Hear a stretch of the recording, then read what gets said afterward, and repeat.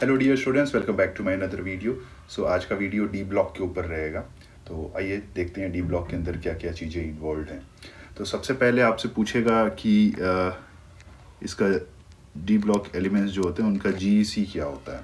तो basically GEC is nothing but it is general electronic configuration and इनका जो है वो जनरल इलेक्ट्रॉनिक कॉन्फ़िगरेशन होता है n-1 D 1 to 10 NS 1 to 2। अब जब आप इलेक्ट्रॉनिक कॉन्फ़िगरेशन लिखने के लिए जाओगे ना, then there are several D block elements जहाँ पे S के अंदर 0 इलेक्ट्रॉन्स होते हैं। ठीक है, तो चूंकि हम लोग इन जनरल बातें कर रहे हैं, देन इन जनरल में almost every element will have 1 या फिर 2 इलेक्ट्रॉन्स इन S के अंदर। ठीक है, नाउ इसके बाद एक और टर्म निकल के आता है which is called as transition element. So transition element का डेफिनेशन ये होता है कि those are the elements which have incompletely filled d orbital in their ground state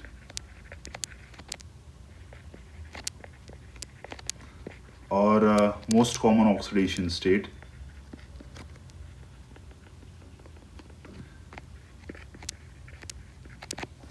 सो वैसे एलिमेंट्स जिनके पास इनकम्प्लीटली फिल्ड डी ऑर्बिटल हो ग्राउंड स्टेट में या फिर मोस्ट कॉमन ऑक्सीडेशन स्टेट में या फिर किसी और ऑक्सीडेशन स्टेट में, then such type of elements को हम लोग बोलेंगे ट्रांजिशन एलिमेंट्स।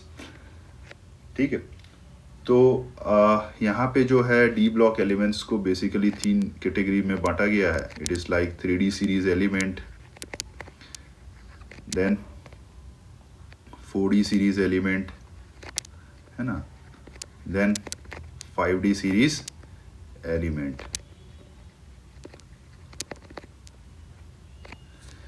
ठीक है, फिर 6D सीरीज भी है, बट वो उसमें सारे जो है वो रेडियो एक्टिव वाले हैं।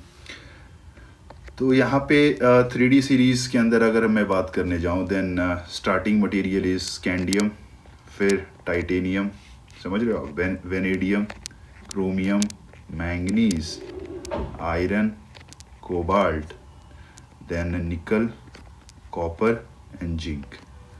ठीक है, सो ये आपके 3D सीरीज वाले हैं। एंड 4D सीरीज में स्कैंडियम के जस्ट नीचे जो है वो है ईट्रियम, फिर जर्कोनियम, फिर वेनेडियम के नीचे है नियोबियम, इन शॉर्ट NB, फिर मोलिब्डेनम, मैंगनीज के नीचे क्या है टेक्नीशियम, देन रुथीनियम, फिर कोबाल्ट के नीचे क्या है रोडियम, निकल जो है वो क्या है उसके नीचे पैलेडियम, फिर कॉपर के नीचे क्या है सिल्वर एंड देन कैडमियम। फिर 4D से जब 5D जाते हैं, देन यहाँ पे लैंथनम, हाफनियम, राइट, फिर टेंटेनियम, फिर मोलिब्डेनम के नीचे टंगस्टेन, फिर रीनियम, राइट, रीनियम के बाद ऑस्मियम आता है, फिर इरिडीनियम एंड देन प्लैटिनम, और फिर Ag के नीचे आता है Au एंड कैडमियम के नीचे मरकरी आता है। सो ये सारे एलिमेंट्स जो है ना वो आपको थोड़े याद होने चाहिए, एंड इनका जो है एटॉमिक नंबर वो भी आपको याद होना चाहिए। ठीक है, तो स्कैंडियम जो है वो है 21 एंड 21 से फिर आगे बढ़ते जाओ 22, 23, 24, 25, 26, 27, 28, 29, 30 एंड देन फिर 21 के नीचे क्या आएगा, आप 18 जोड़ दो, सो it will be like 39, 40, 41, 42, 43, 44, 45, 46, 47, 48 and then फिर lanthanum, it will be like फिर जब आप 18 जोड़ोगे then it will be 57 and then यहाँ स्टार बना होता है, बेसिकली लेंथेनॉइड एलिमेंट्स आ जाते हैं। उसके बाद हाफनियम 14 लेंथेनाइड एलिमेंट्स आते हैं, फिर हाफनियम जो है वो 72, 73, 4, 5, 6, 7, 8, 9 एंड 10। सो ये तो याद रहना ही चाहिए, साथ ही साथ आपको इनका इलेक्ट्रॉनिक कॉन्फ़िगरेशन भी पता होना चाहिए। सो अगर मैं स्कैंडियम की बात करूं, ठीक है, टाइटेनियम, वेनेडियम, क्रोमियम, मैंगनीज, तो यहाँ पे ये जो नंबर है ना 21, तो आप कुछ यूँ याद रख सकते हो, it is like 3D1 4s2। Titanium हो जाएगा क्या 3D2 4s2। तो ये बेसिकली ये जो नंबर्स हैं, ठीक है, उसको आप इंटरचेंज कर दो। वेनेडियम के केस में क्या हो जाएगा बोलो, it will B 3D3 4s2। Chromium में क्या हो जाएगा, यहाँ थोड़ा ध्यान रखना होता है, because of extra stability of half waived orbital, it will be like 3D5 4s1। Manganese में फिर से आप वही काम करना, ठीक है, क्या होगा, it will B 3D5 4s2। Iron कितना होगा, it will B 3D6 4s2। समझ रहे हो आप। कोबाल्ट में भी वही आप करना काम, 3D7 4s2। निकल 3D8 4s2। फिर से आप कॉपर के टाइम पे थोड़ा सा ज़्यादा सतर्क हो जाना, it will be like 3D10 4s1 and zinc will be like 3D10 4s2। सो अगर जिंक जो है वो 3D10 4s2 रख रहा है, देन कैडमियम कितना हो जाएगा बोलो, क्या होगा इलेक्ट्रॉनिक कॉन्फ़िगरेशन उसका, it will be like 4D10 4s2। And अगर मैं मरकरी की बात करूं, देन वो क्या हो जाएगा, it will be like 5D10 4s2। So zinc अगर आप देख रहे हो, कैडमियम अगर आप देख रहे हो, एंड मरकरी आप देख रहे हो, so in general it is 3D10 4s2 and then 4D10 5s2 and then it will be like 5D10 6s2। I think यहाँ कुछ गड़बड़ हो गया है यार, 4s नहीं होगा, यहाँ 5s होगा एंड यहाँ 6s होगा, ठीक। तो यहाँ तो डी ऑर्बिटल इनकम्प्लीटली फिल्ड नहीं है, राइट। बट अगर आप इनके +2 बना रहे हो, जिंक +2, तो ये 3D10 हो गया, कैडमियम +2, तो फिर से जो है वो D10 आया, है ना। मरकरी +2 अगर आप डाल रहे हो तो 5D10 आ रहा है। तो दैट इज़ वाई इनके बारे में ये बातें बोली जाती हैं कि zinc, cadmium, mercury are not transition elements, are not transition elements, क्योंकि आपको यहाँ साफ साफ दिख रहा है एलिमेंटल स्टेट में या फिर कंबाइंड स्टेट में अगर आप देखने जा रहे हो, देन उनके जो डी है वो खाली नहीं है, वो कम पूरा भरा हुआ है। अगर वो पूरा भरा हुआ है, hence it is not a transition element. But अगर मैं कॉपर, सिल्वर एंड गोल्ड की बात करूं, देन कॉपर का electronic configuration will be like 3D10 4s1, silver will be like 4D10 5s1 and gold will be like 5D10 6s1। अगर मैं इनकी बात करने जाऊं, देन यहाँ पे तो अभी फिर से डी खाली नहीं है, फिर कॉपर का +1 एग्जिस्ट करता है जिसके कारण 3D10 होता है, ये +1 बनता है जिसके कारण 4D10 होता है, एंड Au +1 सो जिसके कारण क्या होता है 5D10 होता है। अगर आप यहाँ पे देखने जाओगे, देन स्टिल अभी डी खाली नहीं है, बट कॉपर का +2 भी होता है, which means it will B 3D9। Ag का +2 होता है, which will be like 4D9, and Au का +3 बनता है, ठीक है, विच इज़ लाइक 5D8। सो अगर आप इनके +2 देखोगे, +3 देखोगे ऑक्सीडेशन स्टेट वाले, देन उस केस में डी जो है वो क्या है, उस केस में डी इनकम्प्लीटली फिल्ड है। एंड अगर वो उस केस में इनकम्प्लीटली फिल्ड है, इसीलिए कॉपर, Ag, Au को ट्रांजिशन एलिमेंट बोला जाता है। तो आप इन सारी बातों का ध्यान रखिएगा, ठीक है। उसके अलावा अगर मैं कुछ स्पेसिफिक एलिमेंट्स की बात करूं, लाइक पैलेडियम, तो पैलेडियम का जब आप इलेक्ट्रॉनिक कॉन्फ़िगरेशन देखने जाओगे तो वो इलेक्ट्रॉनिक कॉन्फ़िगरेशन होगा 4d10 है ना 5s0, यही मैं बोल रहा था। यहाँ देखो s के अंदर 0 इलेक्ट्रॉन्स हैं, राइट। प्लेटिनम के अंदर अगर आप जाओगे इलेक्ट्रॉनिक कॉन्फ़िगरेशन देखने, देन वो कितना आएगा, it will be like 5d9 and then 6s1। तो यहाँ पे क्या हो रहा है बेसिकली कि अब इलेक्ट्रॉनिक कॉन्फ़िगरेशन जो है वो थोड़ा एक्सेप्शनल आ रहा है। दरअसल एक्सेप्शनल वाला ऐसा कुछ टर्म तो है नहीं, अतरंगी टाइप का आपको इलेक्ट्रॉनिक कॉन्फ़िगरेशन इसलिए आता है because when we are talking about electronic configuration then there are 2 to 3 factors which is responsible in deciding की what will be the right electronic configuration. इसमें सबसे पहला है कि आपका जो है वो shielding effect of one electron by several other electron, ये एक फैक्टर है। दूसरा फैक्टर है वो है आपका इंटर इलेक्ट्रॉनिक रिपल्शन,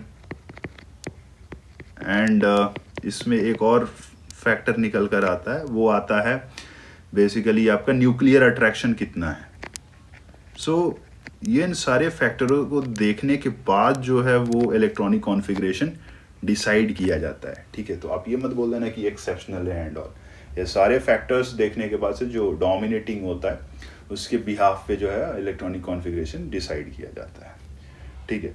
सो अब चलते हैं डी ब्लॉक के प्रॉपर्टीज़ के बारे में। जो प्रॉपर्टीज़ है उनके वो सारे प्रॉपर्टीज़ देखते हैं हम लोग क्या क्या है। सो अगर मैं प्रॉपर्टीज़ के अंदर जाऊं तो सबसे पहला जो है वो है एटॉमिक रेडियाई का, एंड यहाँ पे अगर मैं 3D सीरीज़ एलिमेंट की बातें करूं देन 3D सीरीज़ के अंदर जो साइज़ है, ठीक है, it starts decreases from scandium to manganese, ठीक है। उसके बाद size almost remain constant for iron, cobalt and nickel, and then फिर साइज क्या होता है वो इंक्रीज होता है फॉर कॉपर एंड जिंक। तो यहाँ पे आपको देखने से ये लग सकता है कि कॉपर और जिंक का सबसे ज़्यादा साइज होगा, नहीं। जो मैं बोल रहा हूँ वो ये चीज़ मैं कहने की कोशिश कर रहा हूँ कि स्कैंडियम से साइज डिक्रीज होता है मैंगनीज तक, ठीक है। उसके बाद से आयरन, कोबाल्ट, निकल के लिए कांस्टेंट होता है, देन कॉपर एंड जिंक के लिए बढ़ जाता है। मतलब अगर मैं सबसे बड़ा अगर बोलूँ एलिमेंट तो वो अभी भी स्कैंडियम होगा, उसका साइज़ ज़्यादा है, ठीक है, high size when it comes to 3D series, ठीक है। तो आप इस बात का ध्यान रखिएगा, इसका साइज़ जो होता है वो आप लिख लो 164 पिकोमीटर होता है, एंड मैं इसके बाद से ये साइज़ डिक्रीज़ होते चला जाता है, एंड देन फिर आपका जो क्रोमियम है, क्रोमियम का 1 to 9 होता है, मैंगनीज का थोड़ा सा ज़्यादा होता है compare to chromium 131, and then iron, cobalt, nickel जो है उसका जो साइज़ है वो अप्रॉक्सीमेटली अगर मैं लिखने जाऊँ so it will be like 1 to 6, 1 to 5, 1 to 5 picometre होता है। वैसे इतने माइन्यूट डिटेल्स आपसे कोई पूछेगा नहीं, बस आप इन सारी बातों का आप थोड़ा ध्यान रखिएगा, ठीक है। जो इम्पॉर्टेंट बातें निकल कर आ रही हैं वो हैं 4D series and 5D series element के लिए। एक्चुअली क्या है कि जब आप 3D to 4D जाओगे देन साइज़ जो है वो बढ़ेगा, साइज़ इंक्रीज़ करेगा, ठीक है। लेकिन अगर वही आप 4D से 5D जाओगे ना तो जिस हिसाब से 3D से 4D जाने में साइज़ बढ़ रहा था ना, उस हिसाब से 4D से 5D जाओगे ना तो साइज़ नहीं बढ़ेगा, ठीक है। साइज़ विल बी लाइक, मैं क्या लिख दूँ, चलो कांस्टेंट ही लिख दे रहा हूँ। ऑफ कोर्स जब मैं ये 3D 4D की बातें कर रहा हूँ then I am talking about after on और आफ्टर जर्कोनियम, एंड जब मैं 5D की बात कर रहा हूँ then it is like on and after hafnium. And the reason is साफ साफ है, यहाँ पे जब आप 5D में जाओगे then there will be like lanthanum के बाद से 14 लैंथेनॉइड एलिमेंट विल कम। तो अगर 14 lanthanoid element is coming which means वहाँ पे जो है वो आपका लैंथेनॉइड कॉन्ट्रैक्शन काम करेगा। एंड लैंथेनॉइड कॉन्ट्रैक्शन तो आपको पीरियोडिक टेबल में बताया जाता है क्या होता है, right? So because of lanthanoid contraction, size of elements of 4D series and 5D series is nearly the same on and after zirconium, and नीचे में 5D series में on and after hafnium. So अगर मैं data देने जाऊँ तो zirconium and hafnium, zirconium is like 160 pm and hafnium is 159 pm. देख लो, ठीक है, देख लो कितना मतलब कम है. सिमिलरली जब मैं नियोबियम की बात करूँ, राइट, एंड उसके बाद से टेंटेनियम की बात करूँ, then niobium is like 146 and this tantalum is like 145. ठीक है, सो बहुत मतलब कम होता है डिफरेंसेस साइजेस का इनके अंदर. तो इन सारी बातों का जो है वो आप थोड़ा ध्यान रखिएगा, ठीक है. 3D सीरीज़ के अंदर वो बोलते हैं कि जो फैक्टर रिस्पॉन्सिबल है, शुरू में Z इफेक्टिव बहुत ज़्यादा होता है, स्क्रीनिंग इफेक्ट कम होता है. मेनली 3D सीरीज़ के बारे में वो लॉजिक देते हैं. एनीवेज इतना लॉजिक आपको ध्यान मत रखना, क्या ही फ़ायदा है. ऑर्डर जब आपको ऑलरेडी याद है साइज़ का तो चलेगा, अपना काम हो जाएगा. फिर बीच वाले एलिमेंट के लिए वो बोलते हैं Z इफेक्टिव एंड स्क्रीनिंग जो है वो क्या है, ऑलमोस्ट सेम है. एंड थर्ड में के लिए क्या बोलते हैं, Z इफेक्टिव जो है वो कम है, स्क्रीनिंग जो है वो ज़्यादा है. तो आप ध्यान रखना, अगर एग्ज़ाम में कुछ लॉजिक दे दे इस टाइप का, तो बस आप मार्क करने के लिए ये बात आप ध्यान रखिएगा कि सही ऑप्शन क्या होगा. So the next property is the metallic character. तो अगर आपसे मैं पूछूं कि मेटालिक कैरेक्टर ट्रांजिशन एलिमेंट का एस ब्लॉक के कंपैरिजन में क्या होगा, ज़्यादा होगा या कम होगा, then what will be your answer? Metallic character of transition element is, बोलो, it is less, ठीक है, then S block. The reason you can simply give it to be like कि size जो है वो छोटा होता है, size is small and ionization energy क्या होता है, हाई. ठीक है. Next one is with respect to melting point and boiling point, MP and BP.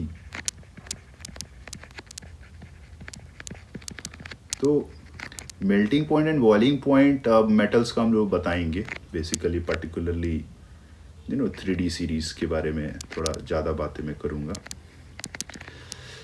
Actually ये इस बात पे निर्भर करता है कि जो आपका मेटल है वो लैटिस कैसा बना रहा है. अगर वो लैटिस स्ट्रांग होगा देन उसका जो है वो MP क्या होगा, ज़्यादा होगा. एंड जो अगर वो लैटिस स्ट्रांग ना हो कि वीक होगा देन उसका MP क्या होगा, कम होगा, राइट. तो इसके अंदर आता है एक term that is like called as enthalpy of atomization. Enthalpy of atomization. So अगर मैं इंथैल्पी ऑफ एटोमाइजेशन की बात करूं देन इसका मतलब क्या है, आपके पास कोई मेटल सॉलिड है, आप उसको पूरा तोड़ के क्या कर रहे हो, गैसियस एटम में ला रहे हो. तो अगर आपके पास मेटल सॉलिड है देन वो सॉलिड अपने लैटिस के फॉर्म में रहेगा. एंड अगर वो लैटिस स्ट्रॉन्ग है देन आपको तोड़ने में ज़्यादा एनर्जी देनी होगी, विच मीन्स उस समय इंथैल्पी जो एसोसिएटेड होगा वो क्या होगा, ज़्यादा होगा. तो फिर अगर मैं आपसे पूछूं कि इंथैल्पी ऑफ एटोमाइजेशन सबसे कम जो है वो किसका है, देन आंसर होता है जिंक का. आप इस बात का थोड़ा ध्यान रखिएगा. जिंक का जो है वो इंथैल्पी ऑफ एटोमाइजेशन, ठीक है, ये बहुत ही कम होता है. 3D सीरीज़ के अंदर सबसे कम यही होता है, जिंक ही है. एंड उसके अलावा अगर आपसे पूछे कि अदर देन जिंक कौन होगा, देन जो है वो राइट आंसर होता है वो है मैंगनीज. अदर देन जिंक मतलब राइट आंसर क्या होगा, मैंगनीज. अगर मतलब वो आपसे पूछे कि which is D block element तो फिर जिंक सही है. बट अगर आपसे वो कुछ पूछे कि which transition element is having lowest enthalpy of atomization, so उस केस में आप मैंगनीज बोलिएगा. जिंक इसलिए बिकॉज जिंक के अंदर metallic bonding as well as covalent bonding कम होती है as compared to the other elements. Because of that इनके लैटिस जो है वो वीक होते हैं, तो इंथैल्पी ऑफ एटोमाइजेशन जो है वो बहुत कम होता है. वेर एज मैंगनीज के बारे में बोला जाता है, इसके अंदर भी जो है वो लैटिस जो है इसकी थोड़ी वीक होती है. एंड अगर वीक होगी देन इसके मेल्टिंग पॉइंट जो होंगे वो मेल्टिंग पॉइंट 3D सीरीज में सबसे कम है. ठीक है, तो आप इस बात का ध्यान रखिएगा. 3D सीरीज में मेल्टिंग पॉइंट जो है वो सबसे कम किसका है? So it will be like manganese. So this all are like information. So D block is all about informations. And जितने ज़्यादा इंफॉर्मेशंस आपके पास रहेगा, आप उतना ज़्यादा चैप्टर को लेके थोड़ा कंफर्टेबल रहिएगा.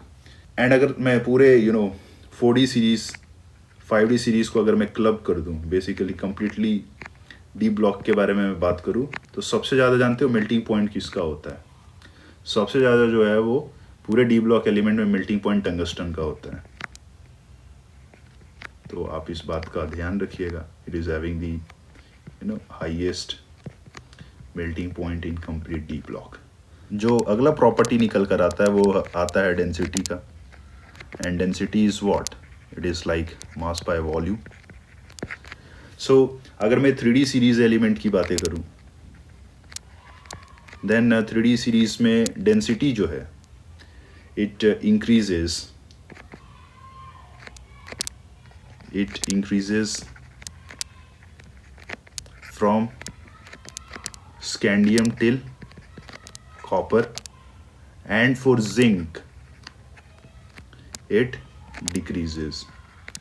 तो बेसिकली इनका ये बोलना होता है कि जिंक जो है इसकी वॉल्यूम जो है वो बहुत ज़्यादा हो जाती है. जिंक के केस में वॉल्यूम ज़्यादा हो जाती है, जिसके कारण जो है वो डेंसिटी वाला जो टर्म है वो कम हो जाता है. एंड अगर आप से मैं डेटा शेयर करूँ with respect to density, then scandium की डेंसिटी जो है वो होती है 3.43 ग्राम पर cm3, जो कि सबसे कम है. It is the lowest in complete D block. ठीक है. एंड अगर मैं 3D सीरीज में हाईएस्ट की बात करूं, देन वो हो जाता है copper. And copper is like 8.9 ग्राम पर cm3. So it is highest in 3D series. आप इसका ध्यान रखिएगा. समझ में आ रहा है? अब रही बात जिंक की, तो जिंक कहाँ फिट बैठता है? So it is like scandium, फिर टाइटेनियम, फिर वेनेडियम, और फिर आता है zinc in terms of density. And फिर सो ऑन, फिर आगे आप बढ़ते जाइए. ठीक है, फिर उसके बाद क्रोमियम चिपका दीजिए, एंड देन फिर manganese till copper. Whereas अगर मैं 4D series and 5D series को मिला दूं, एंड अगर मैं सबसे हाईएस्ट पूछूं डेंसिटी किसकी होगी, then it will come out to be iridium and osmium. And ये कितना होता है? 22.61 ग्राम पर cm3. तो ये प्रॉपर्टीज है, आप थोड़ा याद रखिएगा विथ रिस्पेक्ट टू डेंसिटी. समझ आ रहा है आपको? Next is oxidation state. And आपको तो रेडॉक्स से ऑक्सीडेशन स्टेट के बारे में तो पता ही है कि ये क्या होता है, राइट? सो ऑक्सीडेशन स्टेट अगर मैं 3D सीरीज के बारे में लिखने जाऊँ, स्कैंडियम, टाइटेनियम, वेनेडियम, फिर क्रोमियम, मैंगनीज, आयरन, कोबाल्ट, निकल, कॉपर, जिंक. Then scandium का oxidation state in general will come out to be like +3. Titanium will be like +2, +3, है ना, +4. Vanadium +2, +3, +4, +5. Chromium +2, +3, +4, +5, +6. Again मैं in general लिख रहा हूँ. Manganese will be like +2, +3, +4, +5, +6, +7. Iron भी like +2, +3, कहीं कहीं पे +4 भी होता है, एंड +6p होता है. Cobalt will be like +2 +3 +4. Nickel will be like +2 +3 +4. Copper will be like +1 +2. Zinc will be like +2.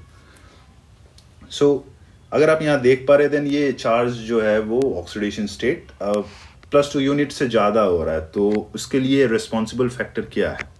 तो रिस्पॉन्सिबल फैक्टर जो है वो है very less energy gap between n-1d and ns.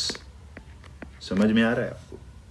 बहुत कम एनर्जी डिफरेंस होता है जिसके कारण अगर 2 इलेक्ट्रॉन्स निकालने हैं देन ऐसे तो आराम से निकाल देंगे, बट उसके अलावा भी अगर निकालना है देन फिर हम डी से भी निकाला जा सकता है.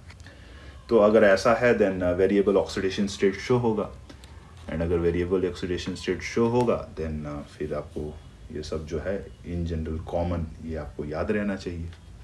और भी प्रॉपर्टीज़ है जो बची हुई हैं उनको हम लोग अगले क्लास में डिस्कस करेंगे. तो पढ़ाई करते रहिए. Till then take care, bye bye.